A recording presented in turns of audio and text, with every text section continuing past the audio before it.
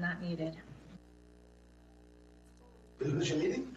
Yes, but I'm not needed. I'm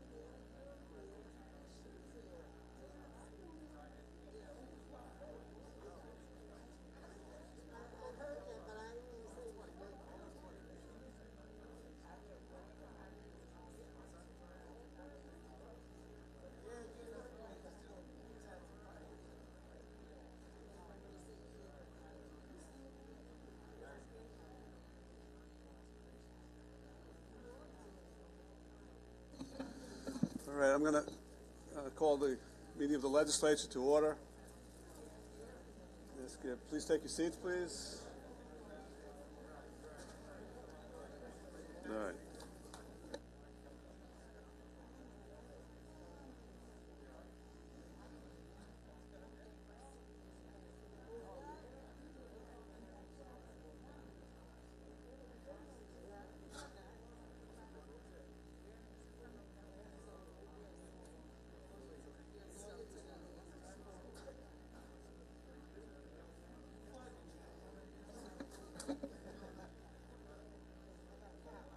Just ask all legislators to please take your seats.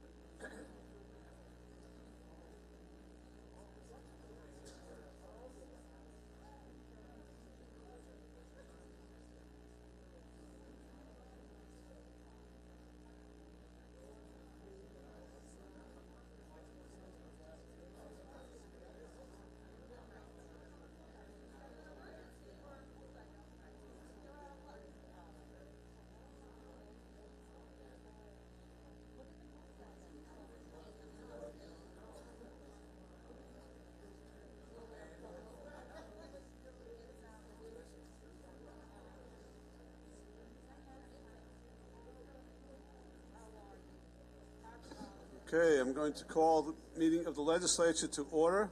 I'm going to ask legislators Muscarella and Birnbaum to lead us in the pledge, and then please remain standing for a moment of silence.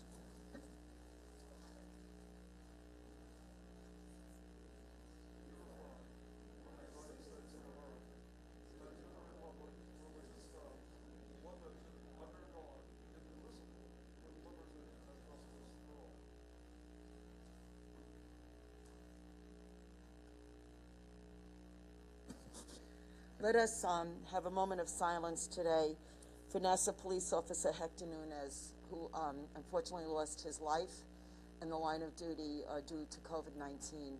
He was recognized as a top cop in 2019, which underscores his bravery, the commitment that he made to protecting the communities that he served. He was an excellent police officer, but more importantly, he was a father, he was a husband, he was a son, and he was a friend to many. So let us keep his family, his fellow officers, and all of his friends in our thoughts and prayers today.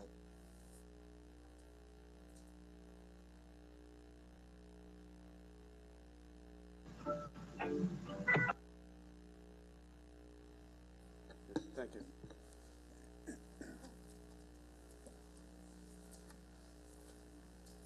Mike, could you call the roll, please? Thank you, Presiding Officer. Roll call. Deputy Presiding Officer Howard Copel. Here. Alternate Deputy Presiding Officer Denise Ford. Here. Legislator Sela Bino. Okay. Legislator Carrier Salage. Legislator Debbie Muley. Legislator C. William Gaylord III. Present.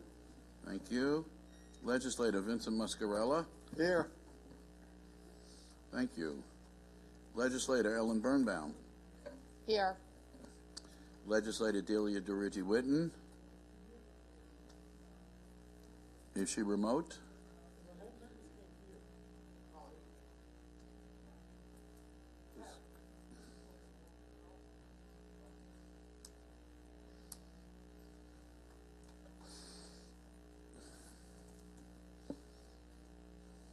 Legislator Delia DeRicci, excuse me.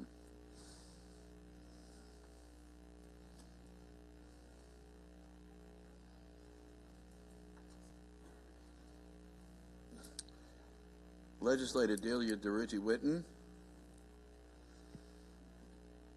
Here. Thank you. Legislator James Kennedy. Legislator Thomas McKevitt. Here. Legislator Laura Schaefer. Legislator John Ferretti. Here. Legislator Arnold Drucker. Legislator Rosemary Walker. Here. Legislator Stephen Rhodes. Legislator Joshua Lafazan. Legislator Kavan Abrahams, Minority Leader. Here. Thank you. Just to go back, Legislator Sila Bino and Legislator Carrier Salage. Here. Thank you. And Presiding Officer Richard Nicolello. We have a quorum, sir. Okay, thank you very much. This is the last meeting of the legislature for this term, and it is a historic meeting because two of our distinguished members who we've had the privilege to serve this will be their last meeting at the legislature. I just wanted to say a few words on behalf of my friend Vinnie Muscarella, who has served the people of Nassau County for 26 years as a legislator and several years before that as an assemblyman. He has been and is a dedicated public servant, conscientious, steady as you can get, dignified, and he has served incredibly well all these years. I mean, he, especially in the summer when he wears his seersucker suits, he reminds me of Atticus Finch. I mean, the guy that just exudes integrity in what he does, and it really has been a privilege, my privilege, to serve with you for 26 years, and all of us are privileged to be here with you in this legislature, and we thank you for all that you're doing, and that you will be continuing your service to the people of Nassau as a judge. So thank you, Vinnie.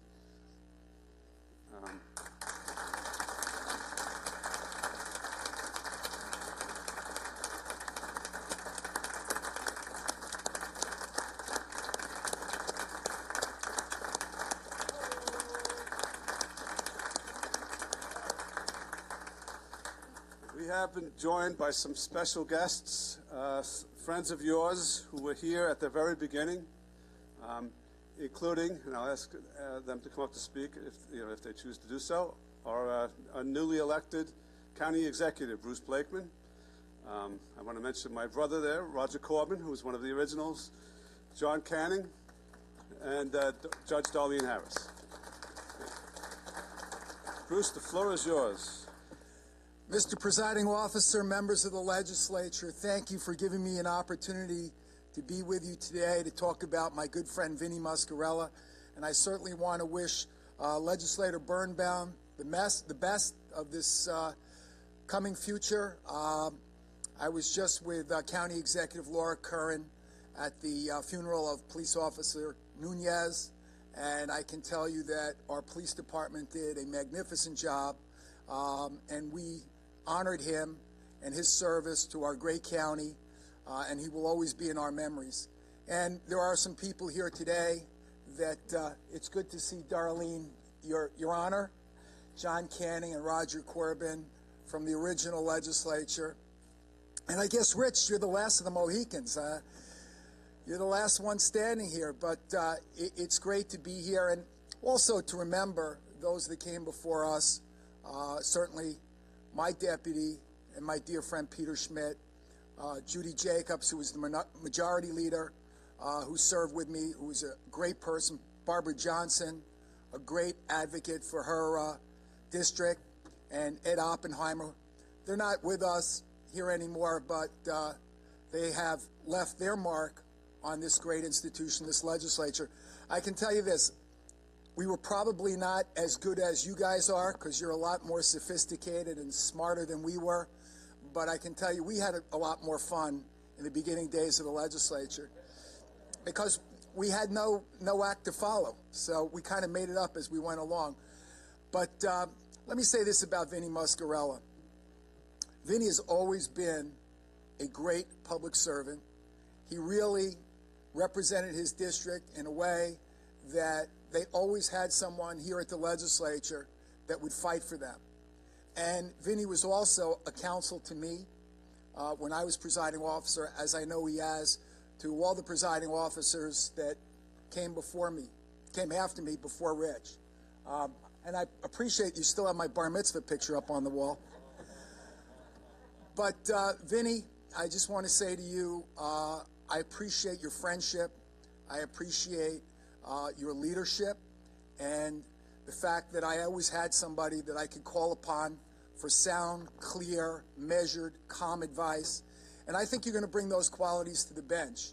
You're going to dispense justice just as you've always conducted your life, with dignity, with honor, with compassion, and you will care not only about the litigants that come before you, but the lawyers as well.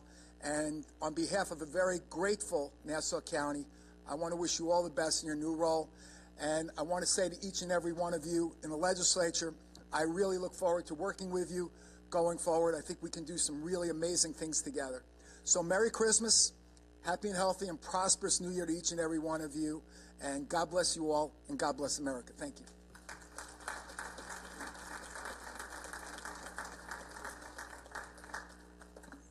Thank you, Bruce. Did any of the other originals want to say a few words or no? No obligation.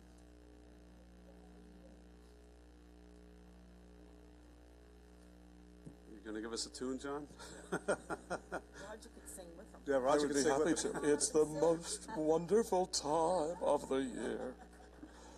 Mr. Presiding Officer Nicolella, thank you so much, and members of the legislature, for this opportunity to be here today. This is my first appearance in the Nassau County Legislature in this millennium. I did appear here in the year of 10,000 or 1003, I should say, so it's great to be back here many years later. Now, I was here in 1999, and it's wonderful to be here today and to talk about Vincent Muscarella. And I have a great fondness for the Muscarella family. Paul Muscarella and I went to law school together. May he rest in peace. And we became very good friends. And I've worked with Joe, of course, in the town of Oyster Bay, and I've known Tom and your wonderful family, and very fond of your late mother, who was such a special lady. And then we all benefited from your presence in the inaugural legislature, the wisdom that you brought, and the deliberateness that you brought to governmental proceedings and to the deliberations of this legislature. And we have all been enriched by your presence. And I think it was Pericles who said that Athens was an education to Greece. And I think that Vincent Muscarella has been an education to the Nassau County Legislature. So, ad multos annos, congratulations and great success to you on the bench. And I know that you will serve the judiciary and the people of Nassau County in outstanding fashion. Congratulations to you.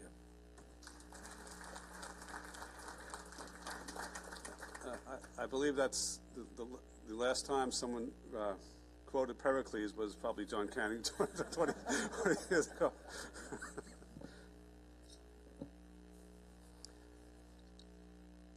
Well, it feels kind of funny from this vantage point, but Vinny, you and I have been good friends for the time that I've been here. I remember he invited me to one of his civic association meetings in West Hempstead. And I say to all the legislators, go in everybody's district. I remember when I was invited to a temple in Massapequa, the place was filled. They gave me a big standing ovation. And I came back to this building and I said to Peter, you better watch out, I may run against you. And he said, I'll have your picture on every milk container. I said, yeah, all right. But Vinny, it's been a pleasure, you and Richard and Bruce and Darlene and John Cannon. We really did a good job. That's what this was all about. I was the only charter member to run for this position. And I knew exactly what was in the charter. I know what's in the charter today. And I would suggest to all of you, read it. It's not boring. Read it. We put a lot of time. We went around the county, and we put a lot of time in it. And we know that, you know, when it comes down to being a legislator, we know that it's not easy because you're going to get people pulling at you. You're going to get parties pulling at you. You got to do what's right. And what's right is Vinnie Muscarella was right. And, you know, I miss the 4 that we lost. Barbara Johnson, Judy Jacobs, my man John Ciotti, and of course Peter Schmidt. Now we lost 4 of the originals, and it's good to know each other. Go into each other's district, find out what people are talking about. And that's what I did. And I was glad that I did it because I was able to meet many of you and get close to you. So, Vinnie, I hope I don't see you in front of the bench. If I do, we're going out to lunch. But I think you're gonna be a good justice. I think you're gonna be fair. You're fair as a legislator. Doesn't make any difference which party you're in. You're not afraid of nothing. And I remember when John Ciotti, he represented Elmont. And I took him to a Baptist church in Elmont, Dr. David Parker. And he had a health meeting, and I spoke to the people, and they were very receptive to John. So I say to you guys, do the same thing. Go to each other's district. Find out what the people are saying. Don't stay pigeonholed in your district and deal with just that.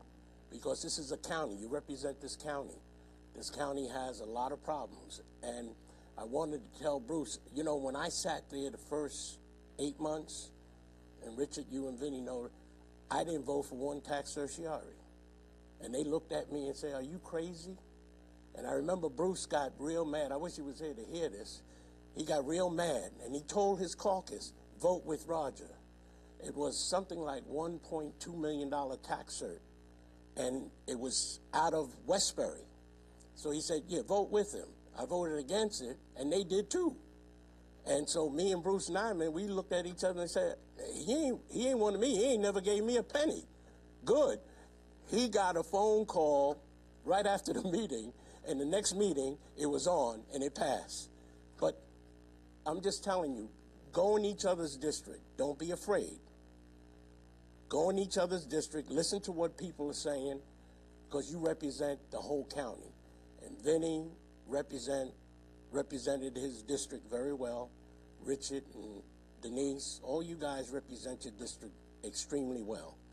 And keep representing the district. I don't miss it because, yeah, I do. Because I got a honey-do list that I got to deal with every day. Honey, do this, honey, do that. I said, I wish I was back to work.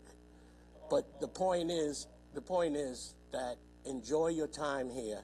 It's not going to be forever, but just enjoy your time and do the right thing. And Vinnie, congratulations. I wish you well, and we will move on. And Richard, I'm looking forward to coming here and saying goodbye to my brother, because this is not easy. The public think this is easy. It's not easy because you got to do a lot of reading. And we did a lot of things here to begin with, like Bruce Nyman said.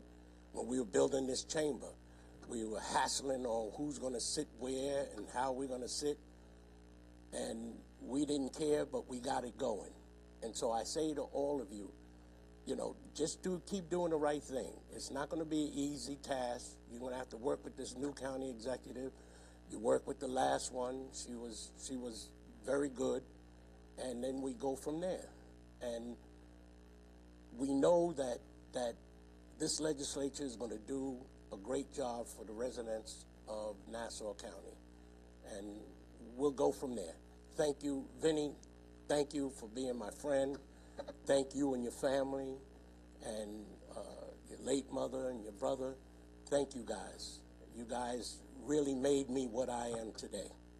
And I wish you all the best. Like I said, I don't want to see you in front of your bench.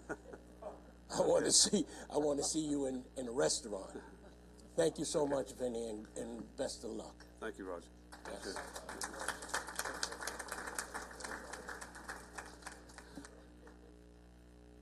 Thank you, Mr. Presiding Officer and members of the legislature, for having us here today and giving us this opportunity.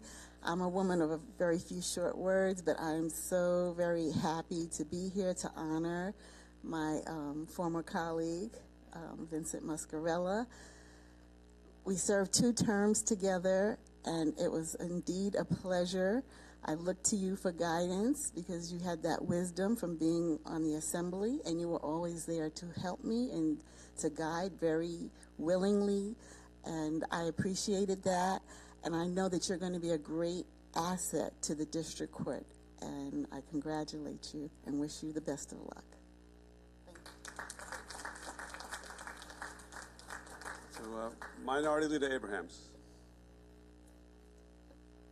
Thank you, Presiding Officer. I wish I could be there in person to see. I never had the opportunity to meet John Canning, but to be able to see Roger and Darlene and Bruce and all of you, and obviously wish our good friend Vinny Muscarella well. And I do want to say something about Legislator Birnbaum, but I just wanted to take this opportunity to say something to Vinny. Vinny and I have been very good friends. In many cases, when the chaos begins, we're able to look at each other and have a rational look or a few comments to each other to be able to say, it's really a rational approach where we look beyond the politics. Vinny, I'm sorry I never was able to do fantasy baseball with you. We had that kind of friendship and that kind of inviting thing to the 2 of us. And I'm sorry to see him go. As it's been mentioned, I know he's one of the original 19, which I guess that just leaves Rich, you're the last one to be there. But over the years, and I mean, and hearing from Roger and seeing and hearing from Darlene and John and Bruce, it just goes to show you how things continue to evolve. And I just want to continue to express my gratitude to my colleagues. And I want to thank Vinny Muscarella for his service. He's truly a good person, good family man. And I think from that standpoint, looking beyond all the politics and looking beyond the Democrats and the Republicans and everything else, I think Vinny put his constituents first. And him now serving in the capacity, or soon to be serving in the capacity as a judge, he'll serve the constituents of Nassau in a different capacity, but just as well. If not better. So, Vinny, all the best to you. I wish you nothing but success. Happy holidays, Merry Christmas, Happy New Year. God bless you, Vinny. I do want to take this opportunity to thank one of my colleagues in Ellen Birnbaum. Some of you may not have the pleasure to meet Ellen. She served in the capacity of the legislature probably a little, I would say, way after some of the folks that spoke that served in the legislature. But Ellen, I could tell you, is probably one of my most detail-oriented legislators. And Roger talked a little bit about how you have to read everything. There is nothing that gets past Ellen Birnbaum. She reads absolutely everything. And at times, we would be looking at our backup, and the backup would be hundreds and hundreds, if not 1,000 pages of paper. And she would be able to recite something on page 57, paragraph 2, sentence 3, and what a contract or what a particular legislation said. You don't get that level of dedication and service every single day. And I'm sure there's some of us on this part of this legislative body that don't read through everything as per Legislator Birnbaum. I'm really, truly sad to see her go. Because what makes our jobs easier, and I'm sure Rich or even Bruce to some degree, and other folks that have served in the capacity of a leader in our caucus, our legislature, what makes our jobs easier is having informed legislators. And I feel I have that. And obviously with Ellen Birnbaum leaving, we lose that for one. But I think truly it's going to give her an opportunity with grandchildren here and family. I think it's going to give her a new focus. I don't believe she's going to leave the public service. She's going to continue to serve her community. But Ellen has been a truly tremendous asset. In a very short time in comparison to Vinny, she has served as a truly tremendous asset for our body and for our legislature, and we are better because of Ellen Birnbaum serving in the legislature. So I want to continue to wish her nothing but success as she moves on to our next transition. God bless you, Ellen, and your family. Thank you again for your service.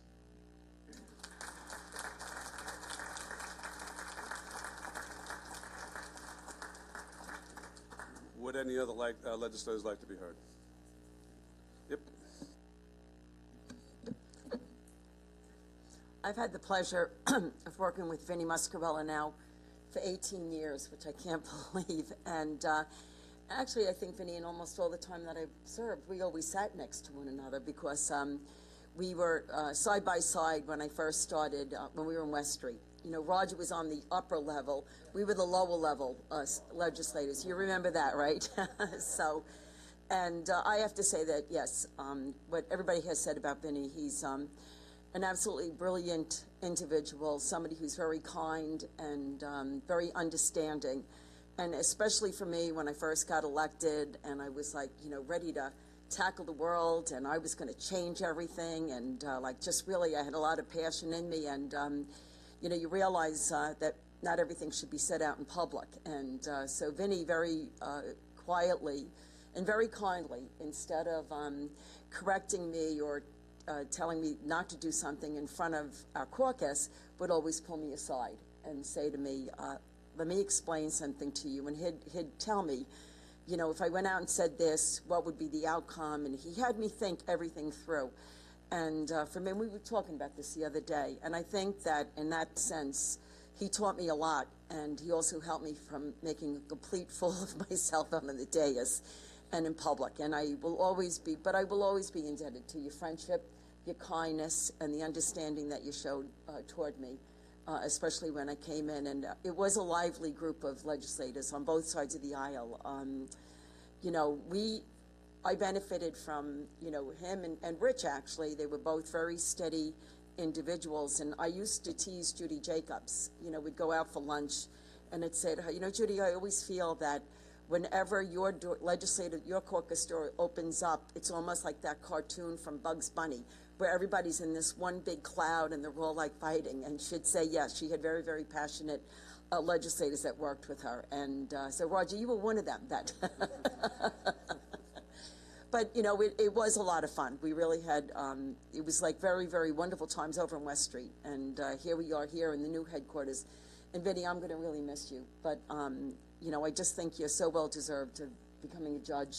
And I think you'll make a great jurist. And I think, you know, there's a lot ahead for you. And I thank you for all your years of service. And Ellen, I would be remiss not to. I know that you've been here for, what, 6 years now? 8 years, wow. Okay. See how time flies? Well, we lost a year or two with the pandemic, so, but it's always been a pleasure working with you. And I do have to say that Alan has one of the nicest fathers that anybody could meet, because he is one of my constituents and a true gentleman, and always spoke highly of his daughter. And having had this opportunity to work with you and getting to know you, I have to wholeheartedly agree with him that I wish you well in whatever you decide to do after this. But thank you very much for your years of service.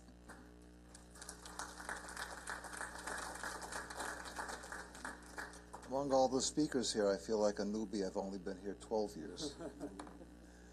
But I just want to very briefly echo some of the things that have been said, and that is especially the fact that when I started out 12 years ago, I too was ready to conquer the world.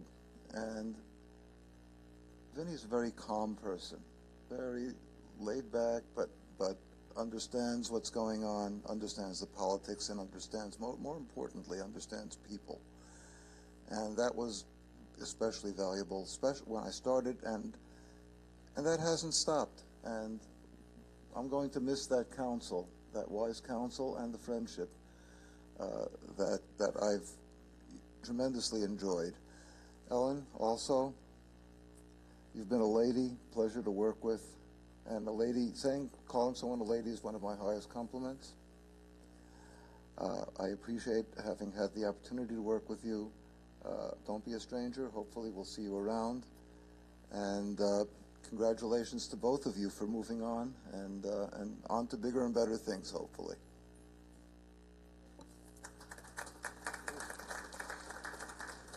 Anyone else want to say anything? Okay. We have Carrier Salage and Legislator Drucker.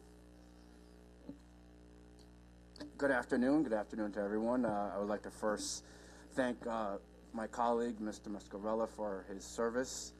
I want to thank, in fact, you and your family. You and your family provided inspiration to myself and my family in terms of getting involved in government. And so sometimes it takes a family to change the world. So I appreciate you, what you've done for Elmont. Thank you again for all of your service. I appreciate you. And of course, to my lovely colleague, my neighbor, who I'll miss, Ellen Birnbaum. As our leader said, she's an incredibly conscientious, detailed person, legislator. She's very active in her community. Truly a great person. I'll miss also discussing fashion with her. She's one of the best-dressed legislators. Yes, absolutely. But furthermore, her value is not superficial. She is truly a caring person. I enjoyed speaking with her husband, who's also a lawyer. Now I'm going to be sitting next to another lawyer. I can stop talking. But again, thank you for all of your service. And I'd also like to say hello to Honorable Judge Harris, who used to be my boss when I was an intern here at the legislature many years ago. Thank you. Nice to see you.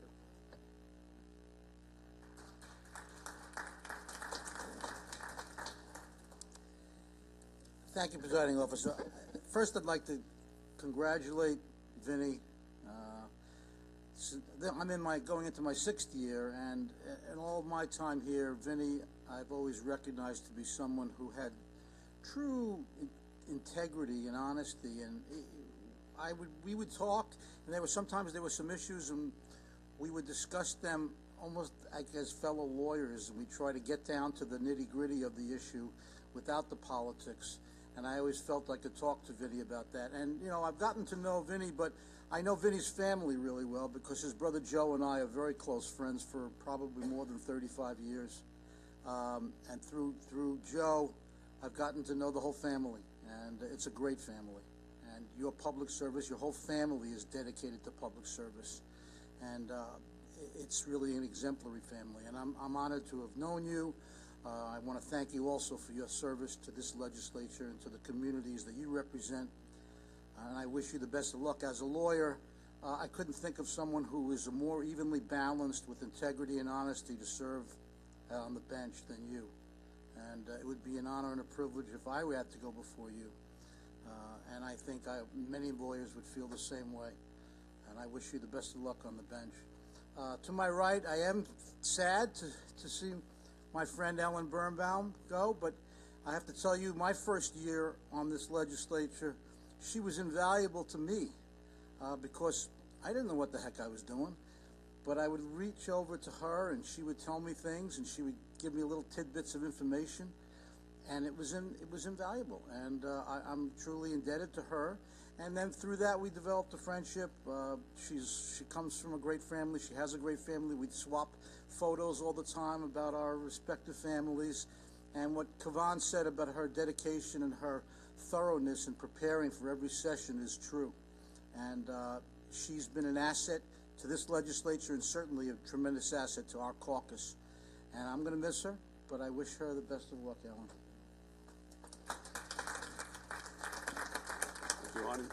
Any other legislators? All right, so we did get Vinny a couple of gifts, parting gifts. So if you want to go ahead and open. Hopefully it won't explode on me. You wouldn't do that, now would you?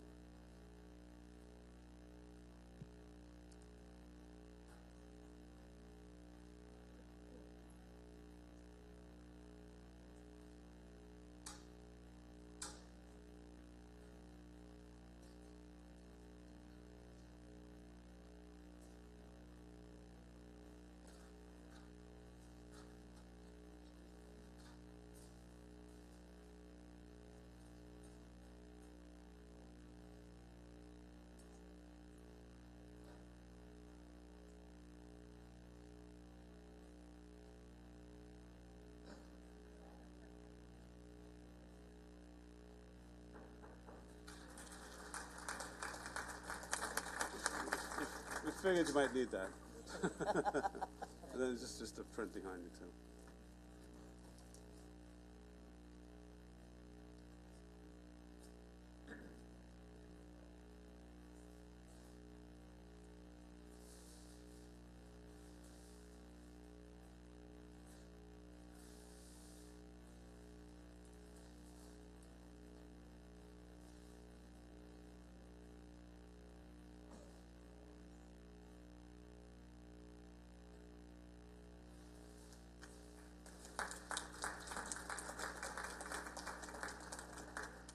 Can we autograph it?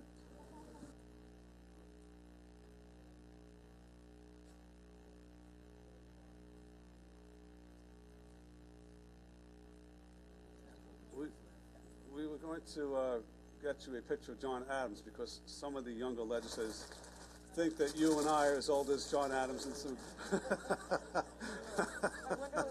we couldn't find one, though.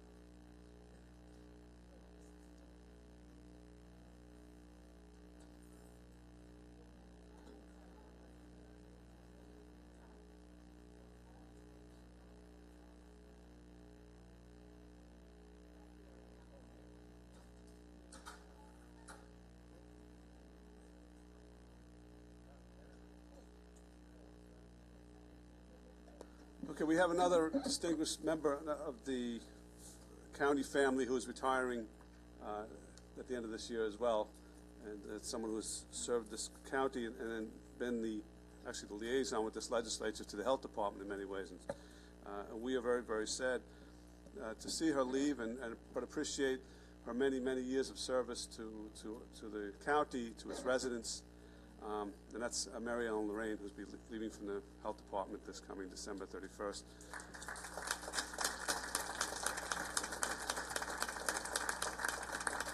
I would like to invite Commissioner Eisenstein to come up and say a few words. And on the way up, I have to tell you, I went for my booster shot that you helped me set up the appointment for, but which the Department of Health, Nassau's Department of Health, ran at Nassau Community College. Incredibly well run, organized. You got right in, they, gathered all the information, and you were out within 20 minutes or so. But just my compliments on an extraordinarily professionally efficient, well-run operation. Thank you. Thank you, Mr. Presiding Officer and members of the legislature. Great to see you all again, and I'm glad you had a great experience. I have an excellent team. It makes the job so much better and easier, and everything always looks like it's going perfectly well. And that's because my team, including Mary Ellen Lorraine, are so strong. Mary Ellen started at the county 32 years ago as a public health educator, and over the years has picked up role after role, and especially in the last 15 years, as many people retired and the job responsibilities changed with the rise of social media. Mary Ellen, just whatever assignment came up and we needed a professional that would step in, always agree to take on the job, never complain about it. She didn't start as the legislative representative. That's one of the jobs she took on, and that's a time-consuming, difficult job in the limelight. You have to be ready for questions which are fair and reasonable. The public and the legislators deserve that. Mary Ellen has been also our press officer. And it's not easy to be the press officer at the health department. You know, on a Saturday, whenever there's a rumor of some health scare or crisis, it could be midnight at Saturday, the press is asking her. When there's a thunderstorm on a summer weekend and she has to put out a press release to close a beach because the beach might not be safe, that press release can't wait until Monday morning. And so Mary Ellen's job, between doing the press and being our liaison to the legislature, preparing our contracts, there's so much that she does, and that's how the health department is so successful. People like Mary Ellen doing the work, but she is one of my closest executive staff advisors. In 2006, Mary Ellen authored one of our National Model Practice Awards, which we're still very grateful for. And I'm a firm believer that everybody's replaceable. Me, anybody, we're all replaceable, but some people are harder to replace than others. And it is not going to be easy to replace Mary Ellen. In fact, we're going to have 3 people doing the different jobs that Mary Ellen does, and that's how important she was to the health department. So Mary Ellen's been a good friend, a consummate professional. Every time I see one of you and her name pops up, I hear how wonderful she is, and I fully agree with that. And I'm going to miss Mary Ellen as a friend. And she's been a great representative, and it's tough shoes to fill. So thank you, and Mary Ellen, thank you.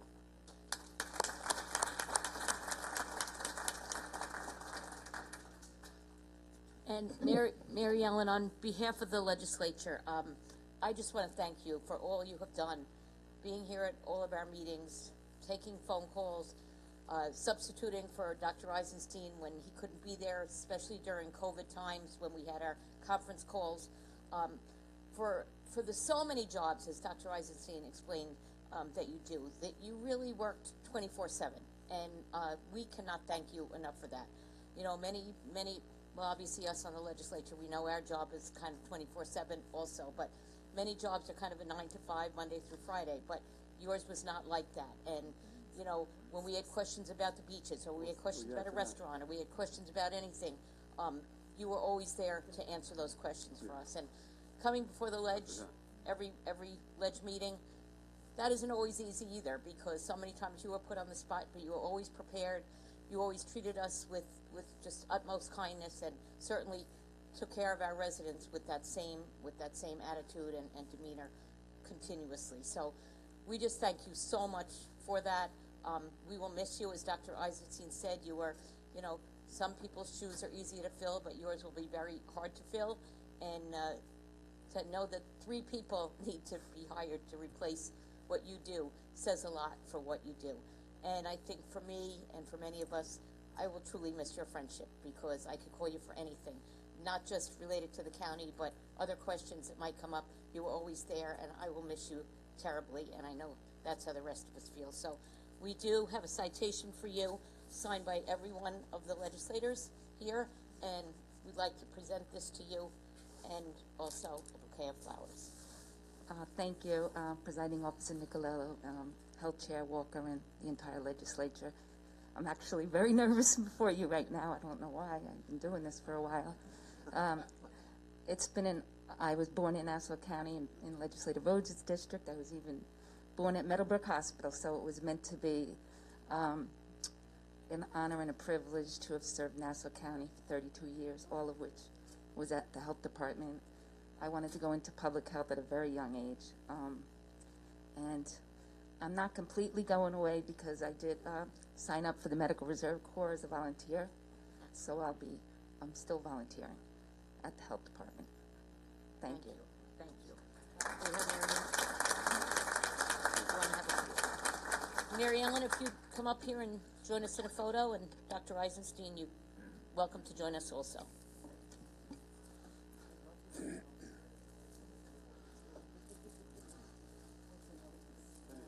you want to say a few words?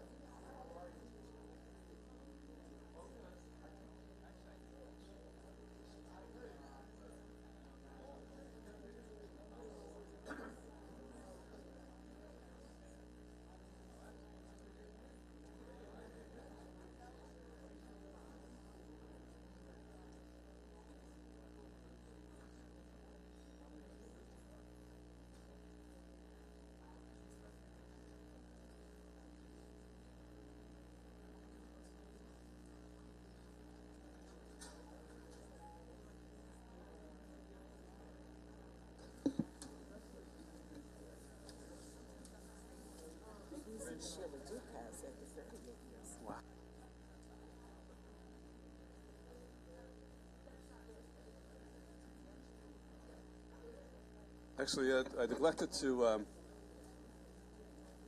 yeah.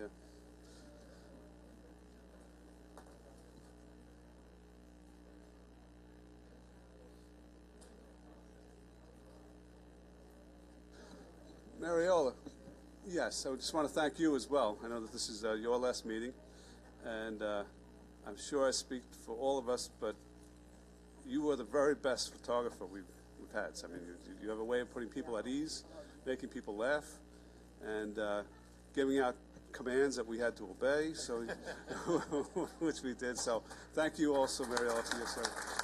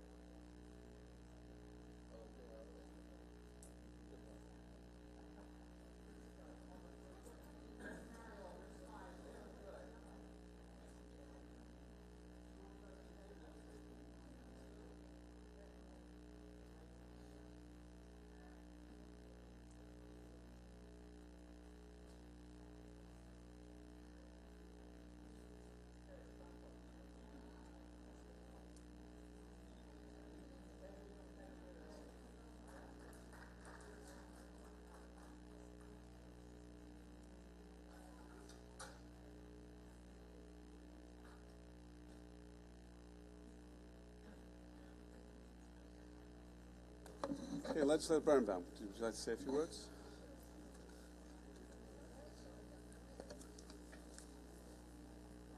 Thank you, Presiding Officer. I just wanted to be brief and say that it's really been my pleasure and an honor of a lifetime to have served the County of Nassau, all the residents in the county, my constituents in District 10, and I leave proudly. I'm very happy with what we've accomplished over the last 8 years, and I know there's a lot more work to do. I'm leaving it in good hands, and I will miss working with all of you. Thank you so much.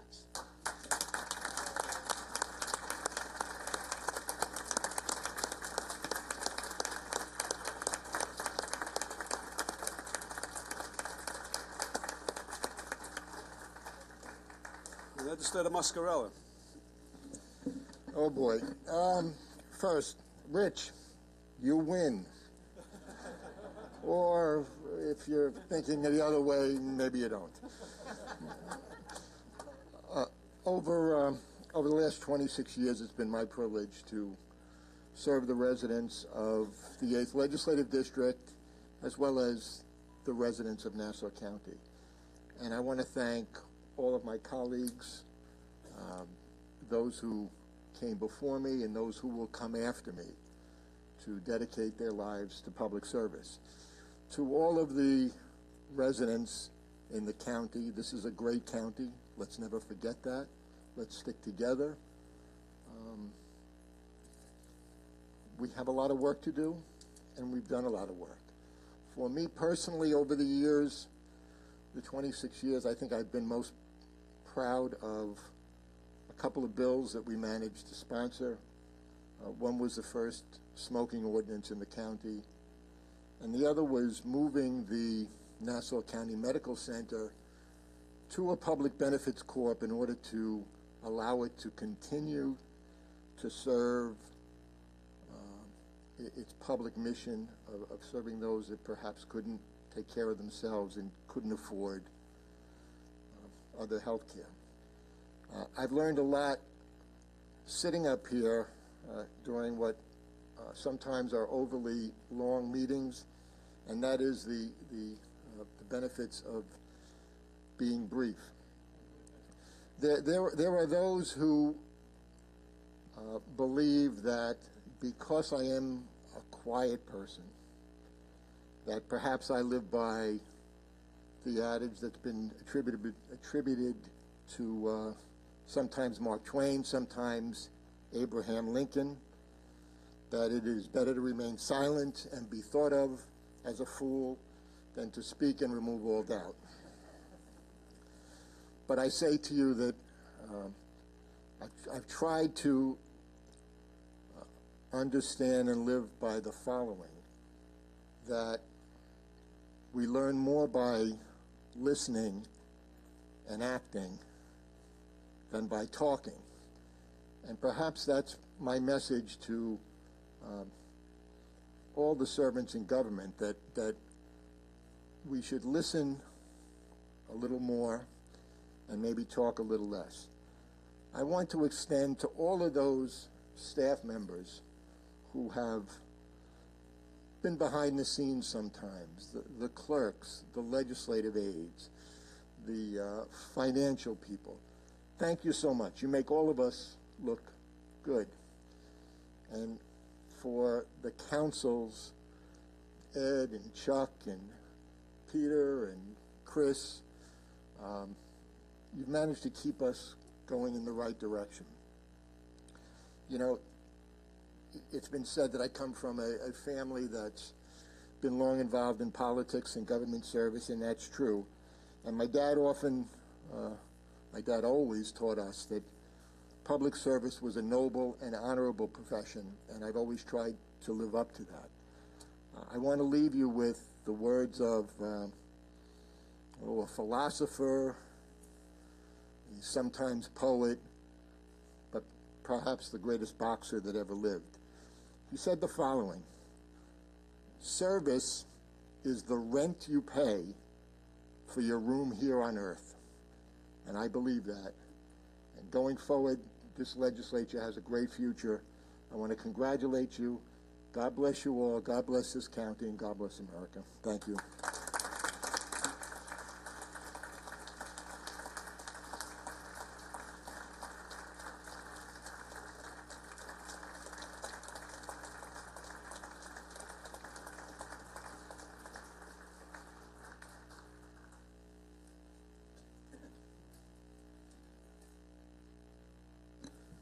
Very, very nice, even though you're quitting after only 26 years.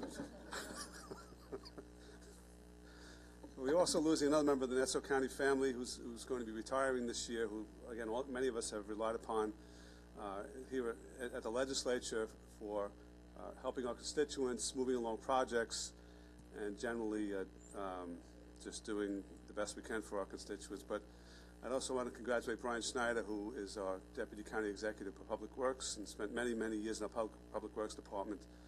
Thank you, Brian, for your service. I don't know if you also wanted to say a few words.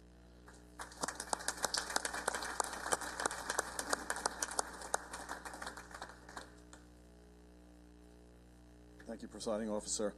I promise I'll be brief, and I promise also I'm not going to sing.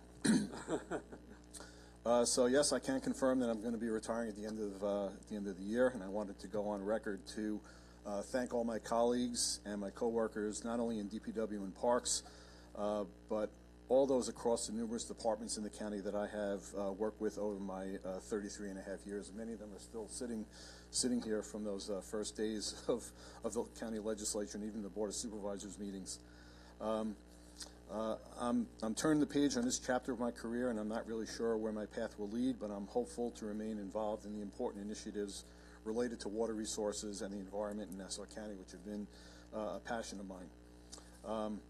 I also obviously wanted to thank the members of this legislature, their staffs, especially the majority and minority councils who I worked with closely over the years, and also thanks to the clerk of the legislature and his staff for their valued assistance to myself and also the departments that I represented over the years.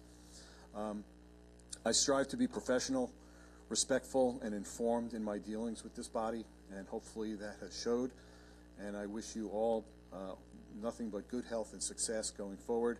And thank you again for the opportunity to serve not only as the Deputy County Exec the last 4 years, but all across my career as a member of the Department of Public Works. So thank you all.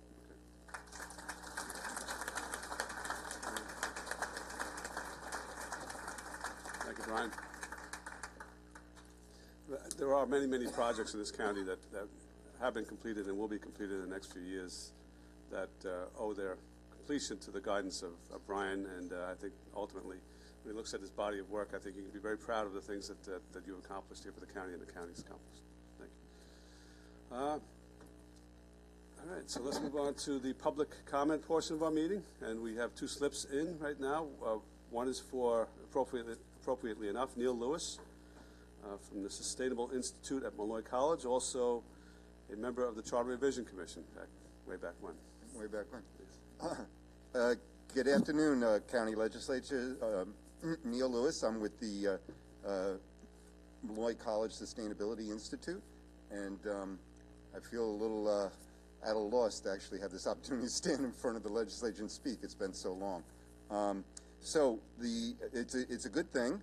You may, if you have a great memory, you may recall I was here 2 years ago. It was also the last meeting of the year, and we were working on getting the open CPACE, commercial PACE financing program approved in Nassau County. And I had come back to you about it a couple of times, so it was a little bit embarrassing because the bill had to be redone, and it was all redone at the sort of last minute. And the presiding officer and his team did a deep dive, and they were very satisfied by all the facts. And even though we were late, you guys waived the emergency rule and fortunately got it in. And so the program kicked in, but you kind of can't talk about something until the first project actually gets approved, is sort of my feeling. And I'm here today, you know, of course there was a long delay with everything because of the pandemic, but as we end the year of 2021, we do now see posted on the website the first two projects in Nassau County. So very quickly, let me back up about what this is, the CPACE program.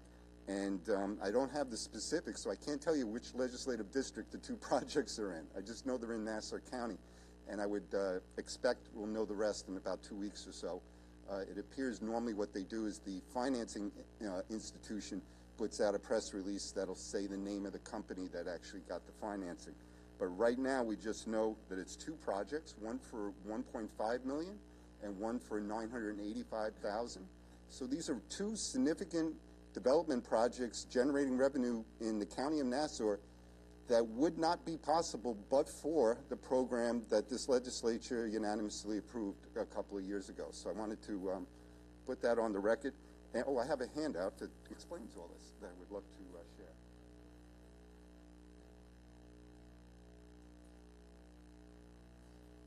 So the idea with CPACE financing, so PACE stands for Publicly Assessed Clean Energy Financing, and it only applies to clean energy projects. And the way that the state legislature did it was they created a not-for-profit, which every county that approves it has a seat on the not-for-profit. That entity has to approve the projects to make sure that they're truly projects that are valid from a clean energy perspective. And then what is done is, the key is that many businesses can be persuaded to do a clean energy project, but they hesitate because there's still a loan involved. and businesses don't like taking out new debt onto their records. So this program really treats it more like sort of like a sewer improvement at a building. So it's treated like a fee or a tax. That's why it's called assessment. So there's a lien put on the property that basically makes it so that the bank knows they're definitely going to get paid, because the benefit for this project is going to stay at that building for many years, and it's going to benefit whoever is running the building. And so this idea, which has been around for a couple of years, but it took a while to sort of get it right, is now very kind of, they worked out the rough edges. And the issue is we just got to let the public know about this. This is a high-cost area to do business. We all kind of know that. And one of the things is that any business that has an old building can renovate their old building using PACE financing. The PACE financing will cover 100% of the cost, so there's no out-of-pocket to the business. And in fact, the financing can be stretched out, and once again, it doesn't really show on their books as a loan, because it's more of an investment in the building than their business. And these elements makes it very viable for people to invest in their buildings in Nassau County. And of course, that's part of what we're talking about here, is both promoting the agenda of encouraging solar energy and retrofitting old buildings, but a lot of things in life will all come back to economics. And the idea here is to help businesses to be able to reduce their expenses by, in many respects, with their energy, turning their energy bills into revenue. So the two first projects are both solar projects, and in many respects, when I get the details and you get the details, I suspect that it will be kind of unremarkable, because the point is, almost any commercial building that has a good roof could take advantage of placing solar on it and utilizing this funding mechanism to generate revenue essentially on day one. Because, you know, just to finish on this point, they could stretch out the payments for 20 years, but it may only take about 7 years to get the break even. So that means essentially they're generating revenue from day one, no out-of-pocket expense, sort of off their balance sheets. And the bottom line is we want to get these kind of projects going, and we believe this financing can hopefully get this there. And big part of my message as we look to 2022 is to just encourage efforts to make people better aware that this program is available in Nassau County. Like I said, I've been trying to say that for a little while, but until you have the first projects, it doesn't feel real.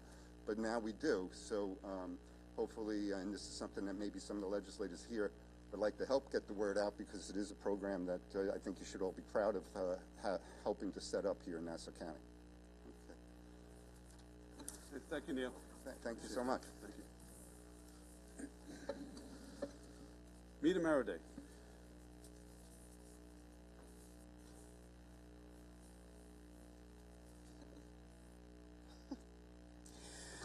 Meta J. Maraday. Since there are only two speakers, do I get all the time for public comment at this point? Just thought I'd ask. It's December. It's my month, so I figure if I don't ask.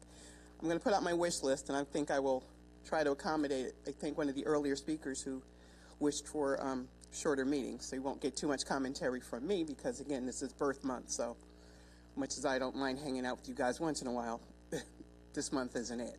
I do want to wish a fond farewell for those legislators who are passing on. Thank you for taking the time to listen to me as if you had a choice, but I don't get too much time. But I wish you all the best in your future endeavors. In the time that I do have, I do want to put out, again, my overall Christmas wish list. The last meeting, one of my wishes was kind of, safe and inclusive, drivable roads for all residents and taxpayers. But my primary focus here has always been for true inclusion as far as contracting and support services for our veterans and for communities of color and those who are otherwise disadvantaged.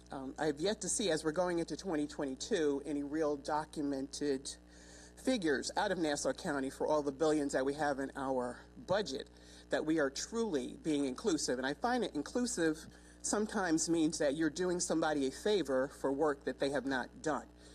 People of color, veterans, minorities, those with disabilities have contributed greatly to this economy and to this country. So they shouldn't have to ask for a percentage for something when they represent a larger percentage and have done a great deal of the work for this county and for this community. But if that's the way it has to be, then someone has to be up here to ask, demand, and advocate for it. So I'm hopeful. December is a time for hope and a season for peace and calm. So I'm asking for it in a calm and peaceful type of platform so that we can look at doing this a lot better in 2022. We don't even follow the state mandate for at least 30% in minority and women business contracting for state and federal dollars. We can even start there, but I'm hoping that the county would set an example. Let's set an example for a change. Let's not follow behind someone else. Let's not try to run up after there's a lawsuit and then there's a decision that forces you to do what you should do just for the sake of decency as well as being above board and honorable. So, looking at that, let's talk about the contracting. Let's look at support services overall for minority businesses. That's all businesses that are not considered majority businesses who continue to get very few opportunities and limited resources. I know during this past year or so, there was a sort of division, so to speak. I'm all for cultural awareness, and everyone has their voice. Everyone should have their voice. But I think it's important to realize at the end of the day that people of color are still continually underserved in this county. We need to do something about that collectively, not just the 1 month that you celebrate anybody's heritage or culture. They need more, expect more, and deserve more than that. Better transportation, let's talk about that. We have an issue, we have a glut in terms of health resources and those who have health needs in Nassau County. We need to address that, particularly in a north and southerly situation. So we need to address that. Again, my wish is that we look at better options for transportation models for us to address that. Lastly, Nassau County University Medical Center. I'm hoping that we can look at it not as a cash cow, not as a place where we can drop our friends and relatives who may lose a job depending on who wins the election, but let's look at how we can reinforce that to become a model, particularly for our veterans. We have a hardworking facility and group over there that services our veterans, but there's a lot of space over there that could be used for housing, that could be used for work, that can be used for training and support services for our veterans, for our seniors, and again, for people with health needs. Let's address that. Let's do a better job at that. And I agree that we should be able to work better, work more effectively, work more calmly to solve the many problems that we have not only in this country, but in this county. And I'm standing here before you to pledge what I can do, but I cannot do it alone. I'm not standing here, I don't come here the times that I can come with other things that I need to do as well, to just rant just for whatever, okay? Because I'm not a fool, and I don't get enough time to even address how I feel about those types of comments. But I think we can start now, we can work together. Thank you. Okay, thank you, Mita. Is there any other public comment? Okay, hearing none, we'll go right into the calendar for the legislature. We have a main calendar and then an emergency agenda, and after the legislature, we will have a brief Rules Committee meeting. The legislative calendar has many items that went through committees, all of which went through committees a couple of weeks ago, but many of these items, almost all of them, it's been agreed upon by the minority and majority that they may be passed today without any further debate or discussion. So I'm going to call the consent calendar.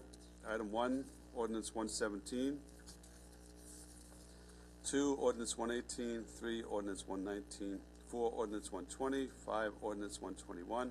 6, Ordinance 122.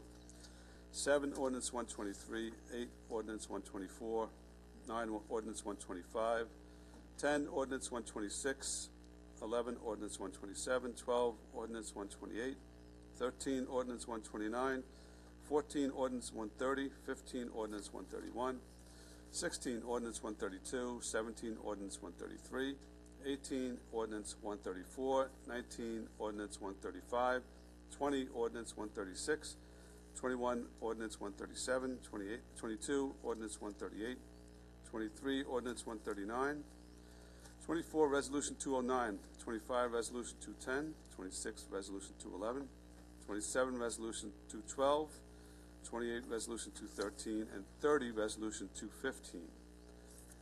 Motion by Deputy Presiding Officer Coppell, seconded by Minority Leader Abrahams. Any debate or discussion? Any public? Oh, actually, no. Actually, there's no public comment on the items. All those in favor signify by saying aye.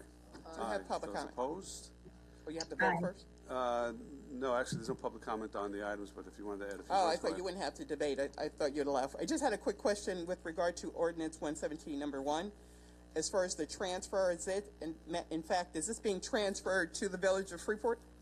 This is a transfer of Calmetal Park to the village of Freeport, yes. Okay. Within that transfer, are there any provisions with regard to the preserve itself, or is this just an open transfer and they can pretty much do whatever they want with it and not protect the integrity of the preserve? Okay, it's a park property. It had to go through the legislature of the state first for approval. So there's no actually preserved part of that, a specific preserve as opposed to the park properties. But they will have to maintain the property for park purposes in perpetuity. That's just what right. Yeah. So I just wanted to make sure that there's no change in the perpetuity clause as it pertains to the preserve. It's a park. Okay, perfect. Yeah. Thank you. Okay, thank you. Did we vote on that? No. Okay. All in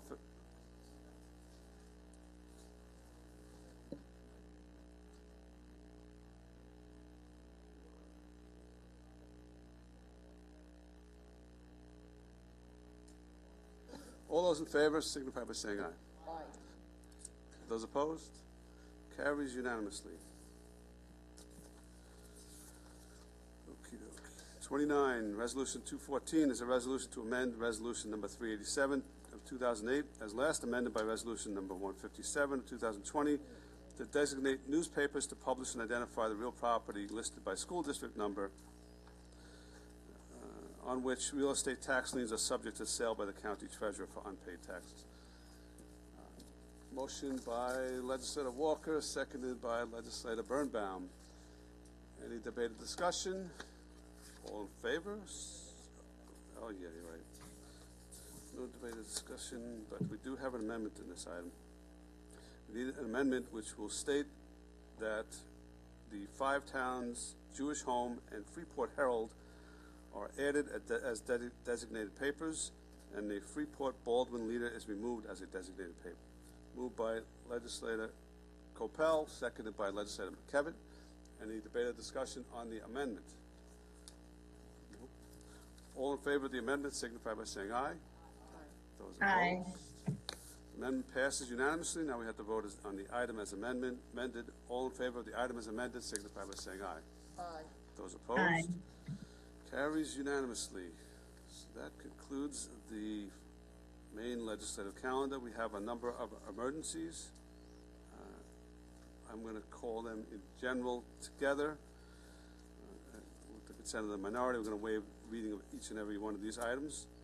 But from 421, 422, 421, 422, 423, 424, 425, 426, 427, 428, 429.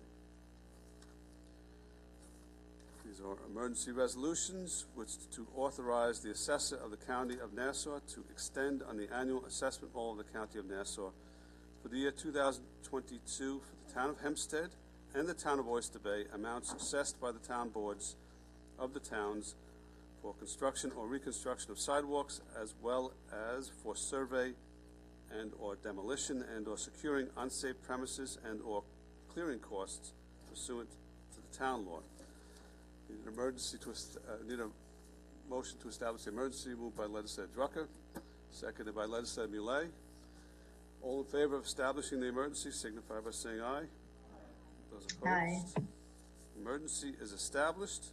Now, if the minority will agree, I'll waive rereading those portions of the resolutions. We'll just call out the item numbers: 421, 422, 423, 424, 425, 426, and 427, 428, and 429. Motion by Legislator Kennedy, seconded by Legislator Schaefer. Any debate or discussion on these items? Robert, do you want to do the seat stand there? Hi. Deputy Assessor of Miles. These are your yearly sidewalk, litter, and dangerous building resolutions from the towns. Okay, thank you. Any debate or discussion? No. There actually is no public comment on this part of the calendar. All in favor signify by saying aye. Aye. Those opposed? Carries unanimously. Item 430 of 2021.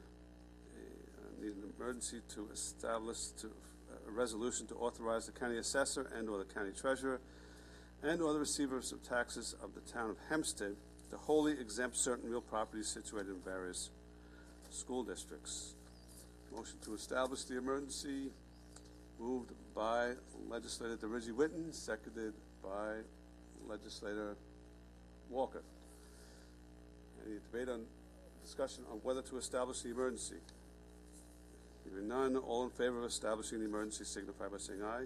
Aye. Those opposed? Aye. Motion is established. 430, again, it's a resolution to authorize the county assessor and or the county treasurer and or the receivers of taxes of the town of Hempstead to wholly exempt certain real properties in various school districts. Any debate or discussion? I need a motion. Moved by Legislator Muscarella, seconded by Legislator Ford. Any debate or discussion? All in favor signify by saying aye. Aye. Aye. Those opposed? Carries unanimously. Okay. We have two last items on this calendar. One is awaiting attorneys who will be making a presentation on the settlement. But at this time, I'll call 433 of 2021. It's an ordinance amending ordinance number 103, fixing the tax rates and levying taxes for the 12-month 2022 fiscal year beginning January 1st, 2022, and ending December 31st, 2022, upon taxable properties within towns and cities of the county of Nassau. Moved by Deputy Presiding Officer Coppell, seconded by Minority Leader Abrahams. Andy, do you want to? Good afternoon. Andy Percival, Office of Management and Budget. This is just the annual tax warrant that we go through at this final meeting. It's levying the taxes for all the districts and special districts in the county on behalf of everybody. It's a procedural thing that we usually do at this time of year. Okay. Thank you. Thank you.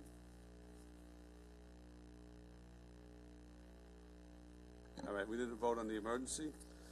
All in favor signify by saying aye. Aye. Those opposed? Aye. The emergency is established. Now as to the item, which is 433 of 2021, moved by Legislator Muley, seconded by Legislator Lafazan. Any debate or discussion on this item? All in favor signify by saying aye. Aye. Those opposed? Carries unanimously.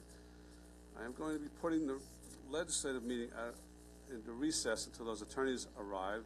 So, Mita, did you have comment that you wanted to give?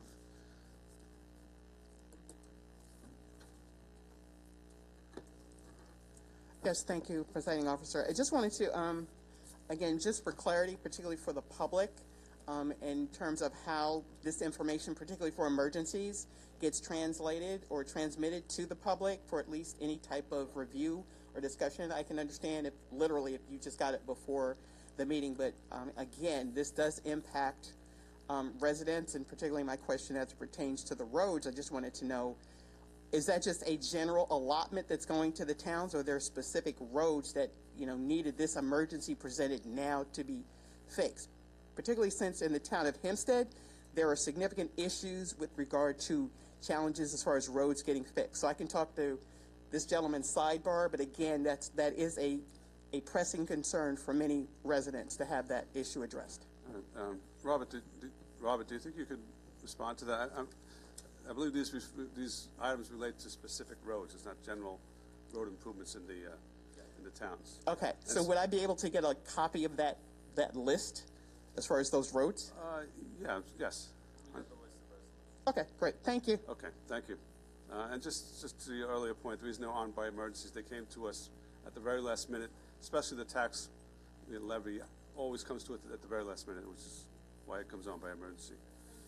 Thank you.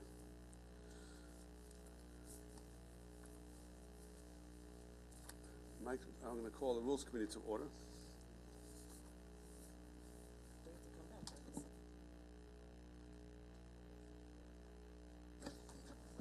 Thank you, Presiding Officer. Rules Committee roll call. Substituting for Sheila Bino would be Arnold Drucker. Legislator Delia DeRiggi-Whitten. Here. Thank you. Ranking Member Kavan Abrahams. Here. Legislator Laura Schaefer. Legislator Stephen Rhodes. Vice Chairman Howard Copel. Chairman Richard Nicolello. Here. We have a quorum, sir. Thank you. So we have a couple of items on the main calendar and an addendum. So since we have an addendum, we need a motion to suspend the rules. Moved by Legislator DeRiggi-Whitten, seconded by Legislator Schaefer. All in favor of suspending the rules signify by saying aye. Aye. Those opposed? Aye. Carries unanimously. So we have three items. They are contracts which I will call all together, and then we will vote on them all together unless they need to be separated. B29 is a resolution authorizing the county executive to execute a contract amendment between the county and Basilico Civil, Inc. E188 is a resolution authorizing the county executive to execute a personal services agreement between the county and Vincelet Law Firm. And A66 of 2021, a resolution authorizing the Director of Nassau County Office of Purchasing to award and execute a contract between the county and Thimgen Associates. Those items are moved by Minority Leader Abrahams, seconded by Deputy Presiding Officer Copel. So the first contract is a public works contract, and it's B29.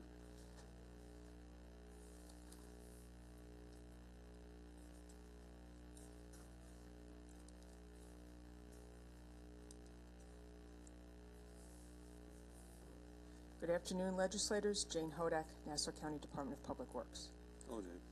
This is an amendment to an emergency contract with Basilico.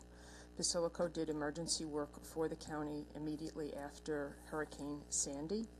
The contract is being amended so that they may be fully compensated for the costs of performing those services.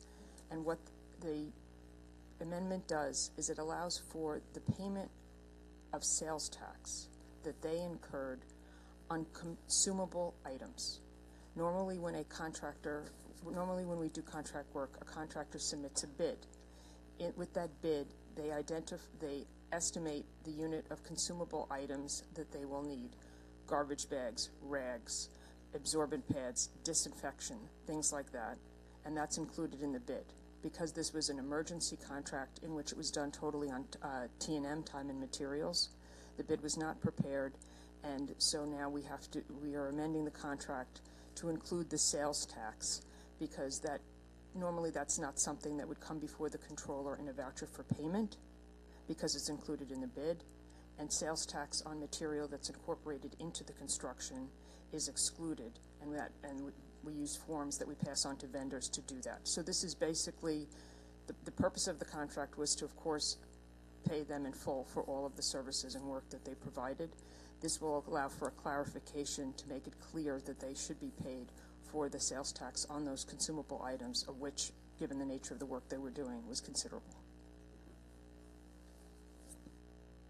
Any questions? Legislator Rhodes.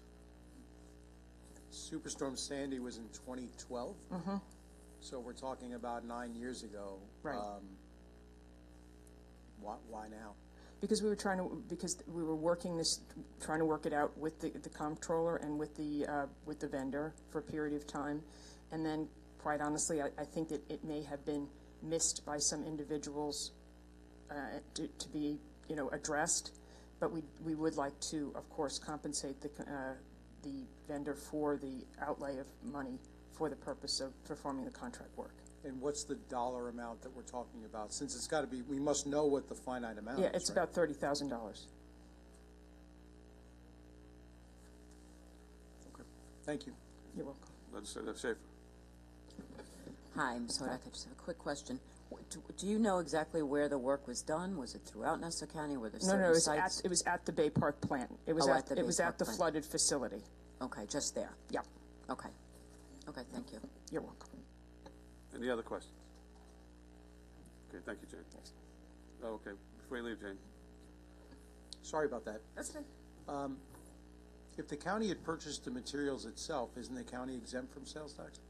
The county is exempt from sales tax for materials. You mean like the rags and the things like that? Like if we purchase rags and things? Right.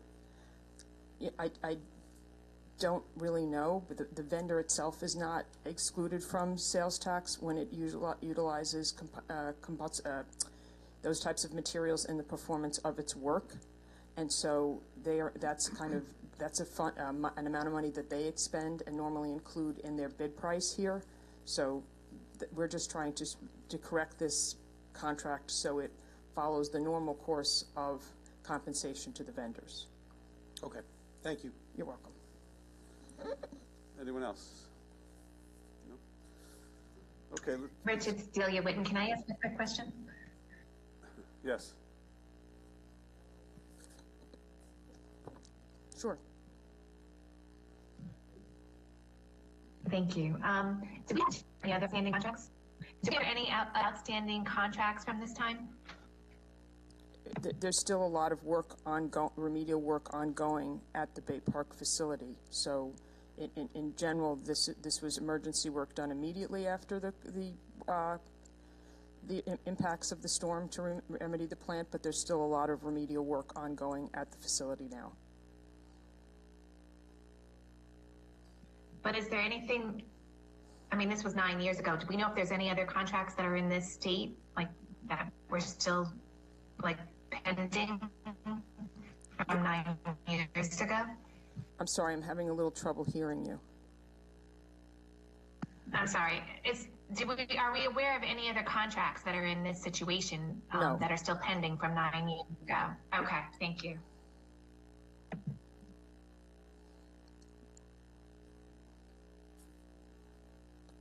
Delia, did you have any other questions? No, thank you, though. Okay. All right. Any other questions? Okay, thanks again, Jane. Thank you. Next contract is with the County Attorney's Office, item 188, 2021, with the Vincelette Law Firm.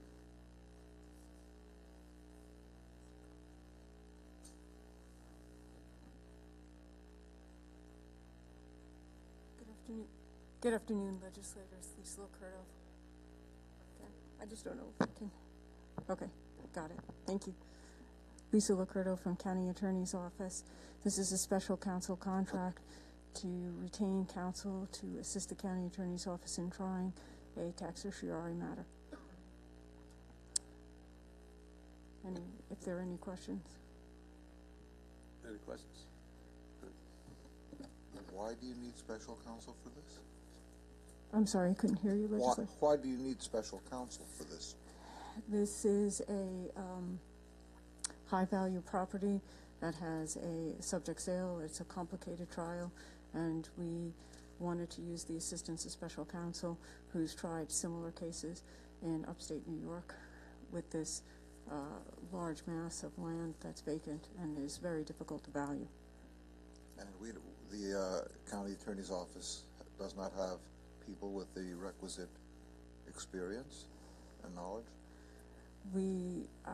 There was a decision to have counsel with extensive experience who has tried a similar case like this. Oh, but okay, Lisa, but that didn't really answer the question. I asked the county attorney doesn't have anyone in house. Who can? We wanted special counsel with a specialized knowledge of tax certiorari proceedings, and who would be best able to represent the county at trial. Okay. I think this question is what was it about this case that required someone to go outside the office? What specifically about this? This is a very high-profile property. It's unusual to have 97 acres that are undeveloped. It does have a massive estate on it. However, there is very little vacant land in Nassau County, so the question is do you value it in its use and condition? That's going to be the key main issue that will be at trial, and it is going to pose a very difficult legal question for evaluation before a Supreme Court judge. Okay. Any other questions?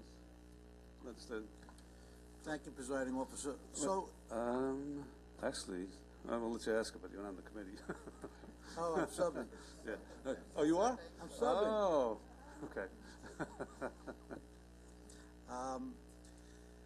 Are there cases involving undeveloped land, vacant land with a structure on it that the county attorney's office does in fact try before the Supreme Court? Like, where do you draw the line? This is a very unique property. What makes it unique? Pardon? What makes it unique? It's unusual to have basically a mansion with 97 acres of undeveloped land. So it's very unusual. We don't have there 95% of property in Nassau County has some type of improvement on it. There's very few acreage of vacant land. Any of those with large vacant land are either parks or tax exempt because they're part of tax exempt entities such as the hospital or the jail facility or county government buildings. So this is an extremely unique type property. But surely the legal arguments to be made in a case like this are not novel.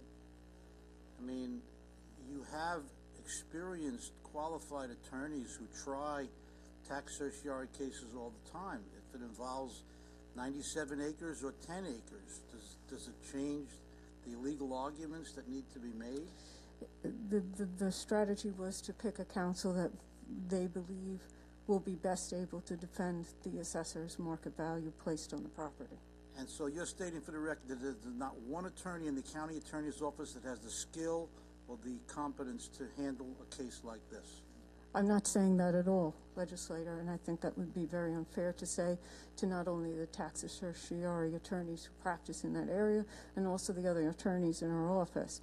There was a determination to make a trial strategy to put in a counsel that has tried this in other counties with similar issues for unique type property. You can disagree with the trial strategy, that's fine. But we, in the county attorney's office, made the decision to pick this particular counsel to make the best argument and to defend the assessment. I have no doubt there's a potential here for a very large refund, and it is incumbent upon us to do everything in our power to make sure the taxpayers are best represented. Right, and I'm looking to save taxpayers money as much as I can too. So I'm just wondering how that decision is made to your strategy. How do you arrive at that particular strategy? What were the criteria? It was in consultation with the assessor, the acting assessor, the Assessment Review Commission, because this spans over, it goes back to the 12-13 tax year, so we have over 11 tax years at issue. And it is very difficult to value a property over that, given that span of time.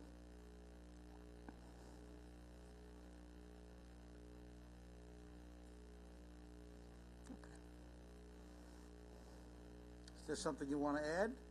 No. I don't think we should discuss more of our litigation trial strategy in open session. The purpose of this contract is, the purpose of my being here is to seek approval for a special counsel. If you want to discuss the legal strategy or the competence of the staff, that's something different. Again, I'm not that I would go into executive session if we're going to discuss further the county's legal strategy as to how we're going to defend this case. Then we should go into executive session. You're distorting my words. I'm not looking to discuss the strategy at all. I'm looking to find out the methodology. I didn't make the decision, Excuse me, I'm not legislator. I'm trying to answer your question, but I didn't make that decision. I understand that, but I'm looking to find out how that decision was made, not the strategy, not the trial strategy. The decision was in consultation. I'll repeat myself.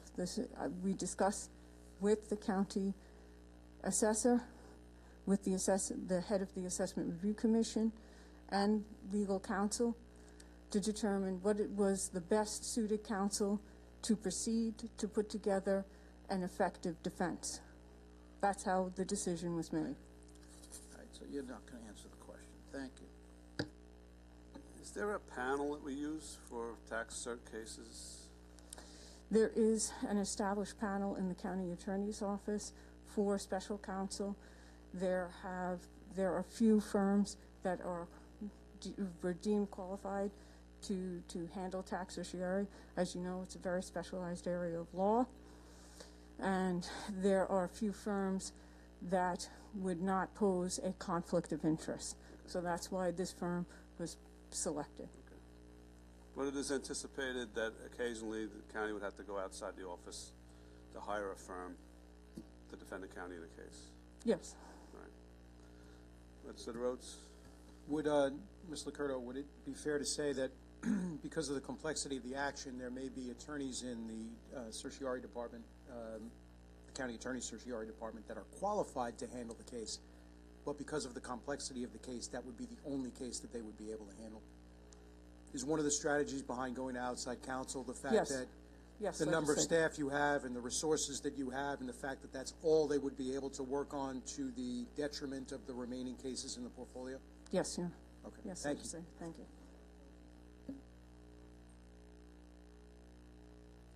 Any other questions? No? Thank you, Lisa. You're welcome. The last contract before us is with Information Technology and Assessment, I guess. A66 with Thimgen and Associates.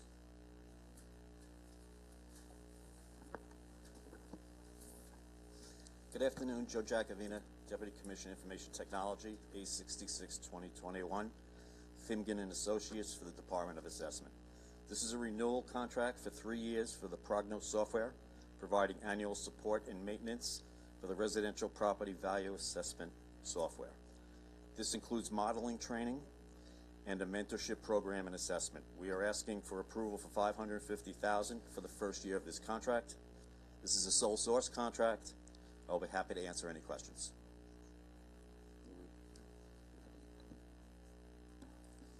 So I understand this has a standard cancellation for convenience clause, right? I believe it does. And how is this fee paid? Is it paid as one lump sum annually? No, it's paid $550,000 a year for a 3-year period. So we pay $550,000 now. That means annually. Yes, annually, and then there's another $550,000 a year. But it's paid at one shot. No, we do not pay it in one shot. No, I'm sorry. Each year you pay $550 in one shot, or is it a monthly thing, or something like that? You believe it's quarterly? Yes. Yeah, we believe that's quarterly. And okay, and if need be, if the new administration decided to go ahead and cut that off, is it cancelable during the year, or is it just a full year commitment? That I'm not aware of, Robert. If I recall, the prior contract was opt-in by year, so I don't think it's something you can cancel after a quarter, but we'd have to talk to the county attorney's office. Okay. When does the current license or contract expire? Is that at the end of this year? It just ended. It just ended, I believe in November. And we're told that this software is vital to the operations of the Department of Assessment. Correct. Can you just briefly tell us, go into that for us? Yeah, absolutely. Prognos is a unique software wherein you can input models. So, for example, if there are 6 or 7 models in the county, you can input the data into Prognos and it can produce reports for you on a neighborhood or school district scale. We also use it for production of comparable market analyses for SCARs.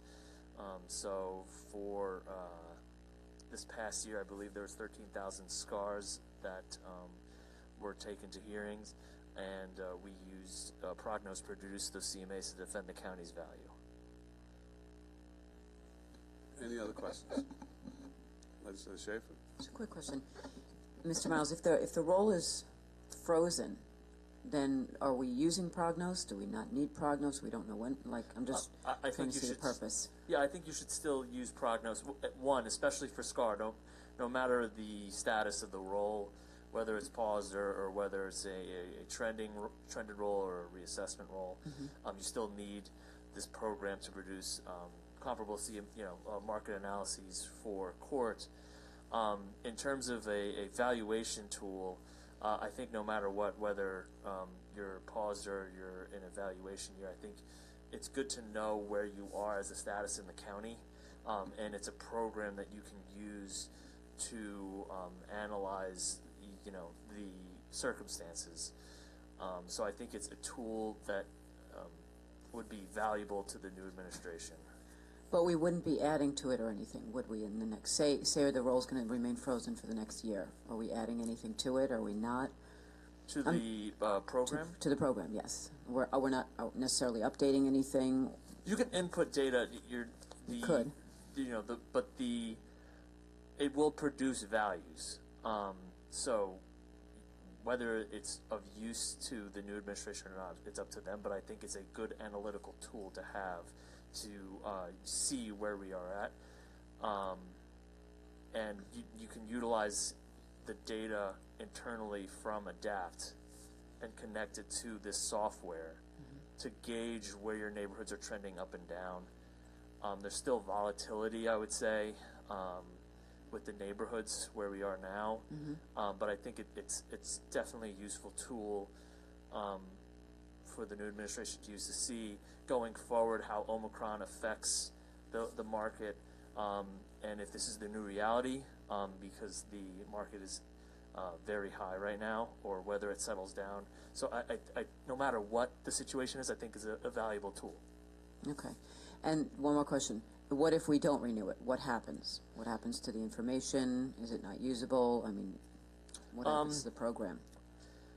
From a valuation standpoint, we'd have to create a new program. I don't know where we'd be at. I think in terms of SCAR, I think we'd be scrambling to find a new program to produce comparable market analyses. And I think it would put the county in a tough position to defend the role, and it could put us in a situation of high refund liability. Okay. And are you typically, sorry, I had another question. No, that's fine. Typically utilizing information for SCAR year-round? Year-round. Yeah, it's a yearly basis. We usually try to use comparable sales closest to the taxable status date. We usually bookend the years. You can use prior to the taxable status date or post the taxable status date, but you try to get around that tax year. But if it wasn't renewed, we just wouldn't be able to put new information in? Would we be able to retain what we have there? Right. We have the data in-house, the sales data, but the way that it produces the analysis, we wouldn't be able to replicate it to the extent that this program produces. Okay. Okay. I'm done. Thank you. Legislator Rhodes. Just one last question. I appreciate your answers so far. I guess the reluctance is with an incoming administration, you would like to give them the opportunity to be able to evaluate what's going to work best for their strategy, and locking them into a one-year, what sounds like at least a one-year term and a 3-year contract. What happens if we were to delay this a month to give the incoming administration the opportunity to be able to conduct that evaluation? Because of SCAR being close to done, I'm not sure if there would really be an impact in terms of SCAR. It'd be nice for the new administration to have the ability to look at the program right when they begin, to see if they want to start if they want to do a reassessment or a trend. It's up to the new administration. If you could delay it. I mean, I think it would be better not to, but,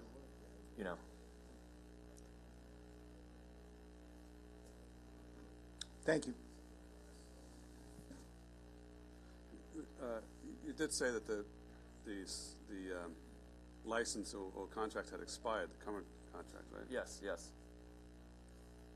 We did produce the CMAs for the end of the month because there are cases calendared to the end of the month. But you do lose the support then.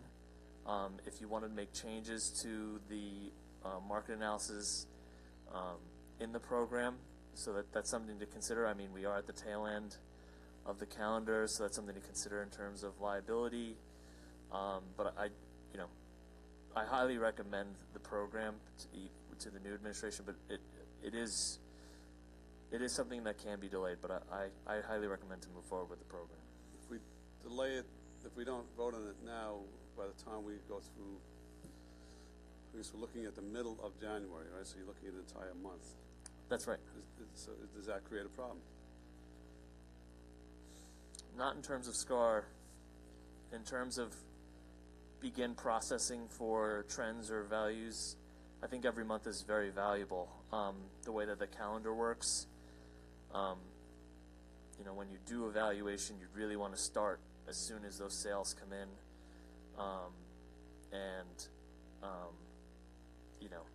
when you do a reassessment, you'd like to have your numbers done, or a trend or something like that in the fall. So every month you lose, I think, is it's important. I think it's valuable to have every month that you can, because of the size of the county. It's like I've said before, it's incomparable, the number of parcels. So it's tough to start on a good foot if you push this back too long, I think. It's a couple more questions. And now, I mean, it was told to us that it could be canceled for convenience, but now there's some sort of representation that would probably be not feasible for an entire year. I think that please don't quote me on that. We'd have to talk to the county attorneys about that, because I know the substance, but I know the program. I don't know the details of the contract itself in terms of the options. For the new role, is the Department of Assessment freezing, or is it doing trending, reassessment? Do we know yet? Currently, we are on pace to pause due to the volatility of the market, but we, do have a contract with Standard Valuation Services, and they did provide trends, commercial and residential.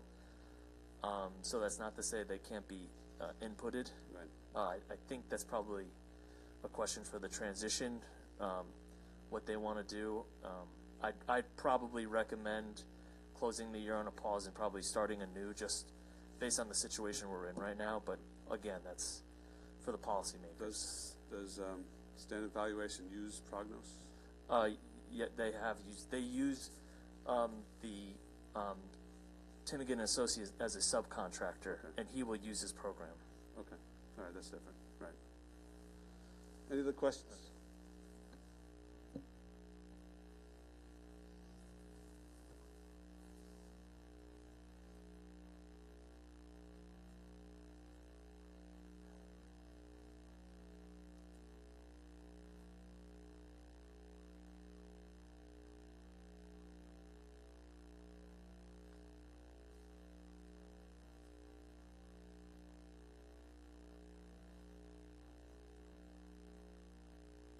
All right.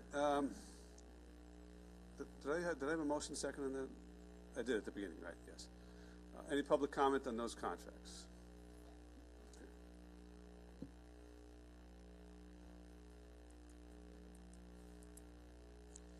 Need to say, Mayor Day, I worked my way backwards, I guess.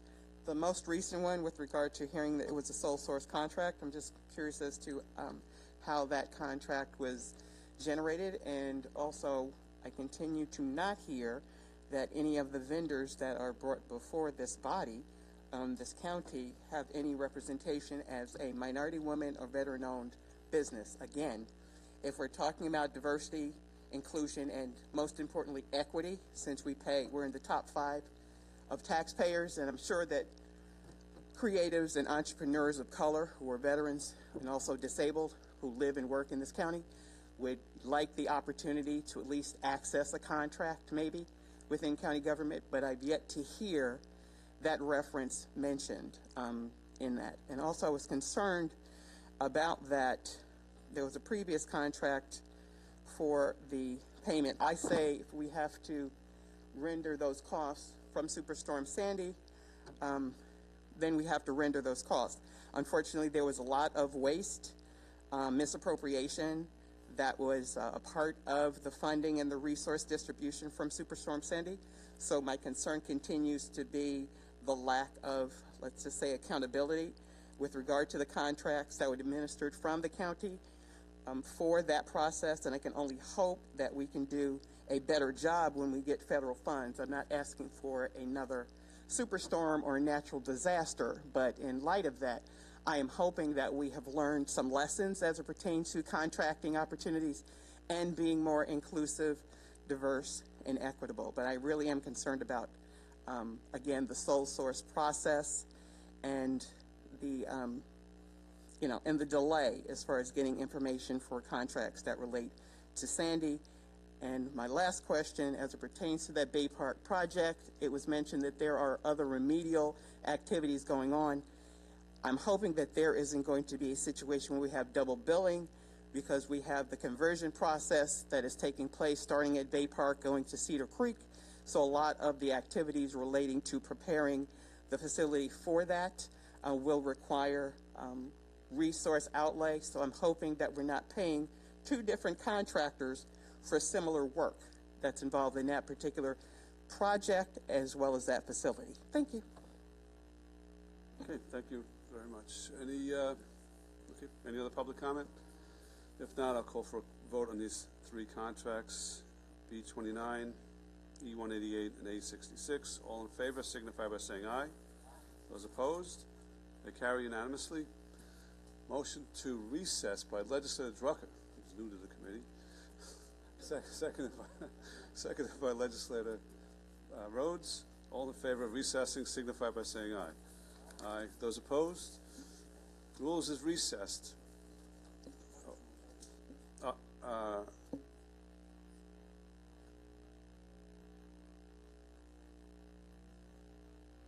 Right, we have a meeting on Wednesday, so we'll adjourn it at that time and close it. Anyway, we can go jump back to the emergency calendar. I don't know if the administration were ready to go on that one. Settlement? Okay. All right, item 432 of 2021, a resolution authorizing the acting county attorney to compromise and settle the claims of the County of Nassau against Allergan Finance, LLC. Motion to establish the emergency by Legislator Rhodes, seconded by Legislator Ford. Why don't we see if we can get all the legislators back here. This is yours. Do we have? I'm on virtually.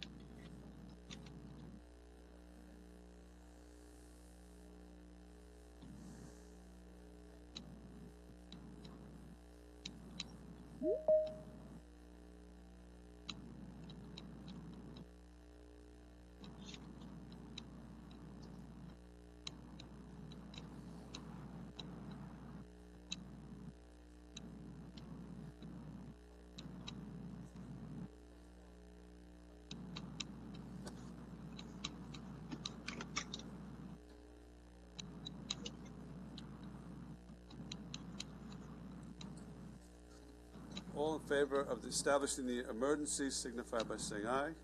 Aye. Those opposed? The emergency is established. Now I'm going to call the item 432-2021, a resolution authorizing the acting county attorney to compromise and settle the claims of the county against Allergan Finance, LLC. Moved by Legislator Millet, seconded by Legislator McKevitt. Now the item is before us. Brian? Good afternoon, legislators. Brian Libert, Deputy County Attorney. With regard to this item, I have also with me Sal Badala of Council Napoli-Skolnick, and he is ready to make a presentation to you in executive session relative to this item, if necessary. I don't know that recess is necessary. I mean, executive session is necessary. I think that to the extent that you have information that's public knowledge, I think that would be useful to the committee. I'm sure that Mr. Badala can prepare a very brief presentation that would cover anything the committee might like to know. We've had extensive executive sessions on the opioid litigation, so we're fully familiar with it. We have the papers and support, so if you want to provide us with a brief summary of the Sure. First, I just want to apologize for being late. We were just finishing closing arguments today, so the jury will be we'll be getting instructions in the morning, probably around 11 o'clock in the morning, and then we'll be waiting on deliberations this week. With this settlement, there are two families of defendants left, the Teva family and the Anda family. But this settlement results in a total of a little over $29 million to Nassau County. Some of it's actually paid this week, and then the rest of it would be paid in about 120 days. And then once we find out a verdict, we'll obviously report that right away in the next week or two. What's the total amount of the settlements now with this one included? Well, actually, I should also update you on something as well. When we did the Big Three settlement, the Big Three distributors in Johnson & Johnson, all of the counties have signed on. New York State is the first one to get all of the litigating subdivisions signed on. So that means that all of the counties get the 100%, which means because everyone participated, those defendants pay out the total amount.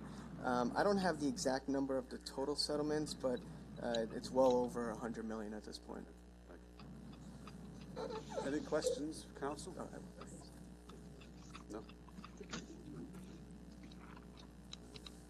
No questions. Okay. All right. Well, thank you very much. And we appreciate you making your way back over after closing. Thank you. It's been a 6-month trial, but I think it's all worth it at least. So it's a second longest jury trial, I think, in New York.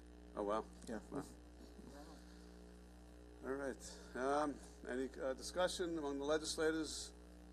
All in favor signify by saying aye. Aye. Those opposed? Aye. Carries unanimously. Thank you so much. Thanks again. Okay. All right. So we need a motion to adjourn. Legislator Walker, Legislator Schaefer, seconds. All in favor of adjourning? Signify by aye. Wish everyone happy holidays, Merry Christmas, and happy, healthy New Year.